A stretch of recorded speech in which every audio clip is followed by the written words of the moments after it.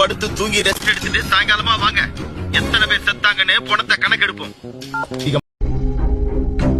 இது மேல கைய வச்சு அவங்க தப்பிச்சதுக்கும் உங்களுக்கும் சம்பந்தம் இல்லன்னு சொல்லுங்க. என்ன சொல்ற நீ? கள்ளக்குறிச்சியில் கள்ளச்சாராயம் அருந்தி உயிரிழந்தவர்களின் எண்ணிக்கை 50ஐ தொட்டிருக்கிறது. என்னாச்சு ஏதாச்சுன்னு ஒரு வார்த்தை கேட்கல.